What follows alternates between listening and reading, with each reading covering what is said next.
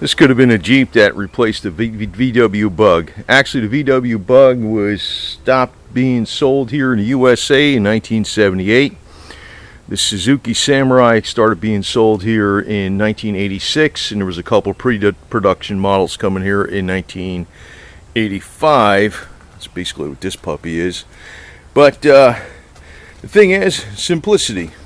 You can get anything. Here's your spark plugs. Here's your oil filter. Your gas filter's up there underneath in the back. It's very easy to change out a radiator, drain your fluid, change your...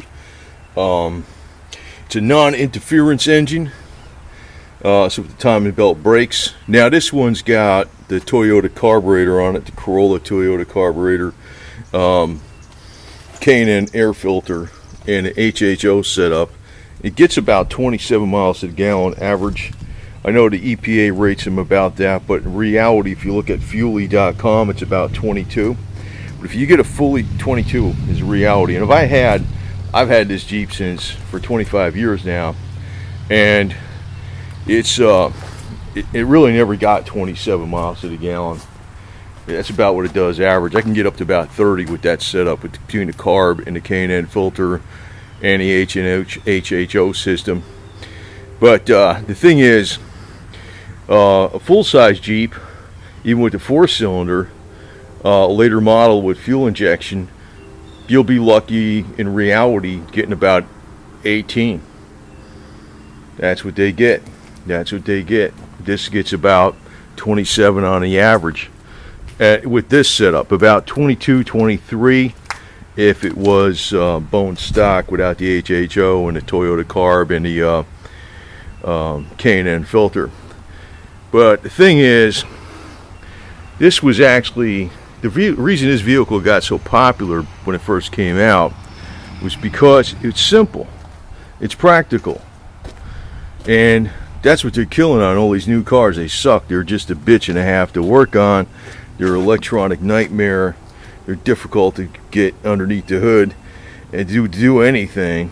And this was basically along the lines of the VW Bug in some ways, except it was more practical because it's four-wheel drive and it's water cooled and everything else. Same damn thing from 86 to 95.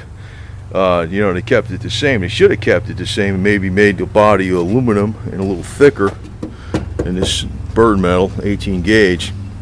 But even today, that ain't too bad, the way things are going. But the conspiracy against this vehicle, and I'll tell you there was a conspiracy, was that it was doing too well in sales here in the United States. Suzuki was coming on very strong. Now I could tell you that the M38 Jeep, the one that preceded the Hummer, the M38 Jeep had no sway bar in it like this. Got a sway bar on the bottom. This one has a better suspension in it, believe it or not, even though it rides really rough compared to a lot of stuff that's out there today. It rides a lot better than the M38 Jeep. It's got better tires on it than an M38 Jeep for the street. You don't have those directional skinny tires. You can roll over an M38 Jeep in a second, easy. All you got to do is do 20 miles an hour, hit the brakes, and do a real quick sharp maneuver, and you'll roll the bitch. And you won't do that with this. But they made it look like this thing rolls over real easy. But I'm going to tell you the real reason that they did it was a hatchet job. They could have easily went out on and attacked the M38 Jeep. No, you don't see any lawsuits on M38 Jeeps. It was all on this. It's a major conspiracy because it was selling well. And you know what? This thing will probably be around for the next 50 years. Even if they have electric cars and they have Google cars, this will be around for the next 50 years. And all the electronic shit is going to be disposable like a freaking tampon or a napkin. That's what's going to happen. So, I'm just going to point out that, probably if you got one of these, keep it. Even if you find a wreck, you're better off rebuilding it, because as long as you got a VIN number, because it's the most practical damn vehicle there is. It is. There's no doubt about it. I'd say it beats the VW in a lot of ways for practicality. Speed on the highway is about the same. You got a better heater in this. You got more versatility. You got four-wheel drive. You got about the same economy. You got a convertible. You can put a hardtop on it. It's just a do anything, go anywhere vehicle. And I'd say the only thing wrong with it though is the body's kind of lightweight. That's what I don't like about it. But you can beef up those bumpers. I might be doing that on it, but there was a conspiracy to kill this vehicle. I can guarantee you right now. It was. There wasn't like, you know, when they said these things rolled over, they all roll over. All four-wheel drives roll over. But I could tell you there's plenty of four-wheel drives that roll over easier than this, that were being manufactured at the time. There are Jeeps that were made. The CJ5 would roll over easier than this. Any of the military Jeeps would roll over easier than this. You know, the M151 and the M38. I think it was the M38 before that. You're scary as hell going 45 miles an hour. You're just going 60, man. Dangerous as all hell.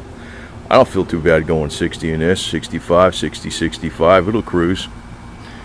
You ain't going to be doing that in an M38 or M151. I tell you that right now. But, you know, you don't hear the big upcry about it, because you know what was going on? Suzuki was doing good, and they didn't like it. That's what it comes down to. So anyway, just a word to the watch, because I think fuel prices, even though they've been getting collapsed here recently, there's going to be a time when the Middle East goes to nuclear war or something crazy like that, and you're going to see fuel prices hit some astronomical level in short order that you would never believe in a million years. And having something that gets about 27 miles to the gallon versus like 13, you're going to be glad you did. That's for sure.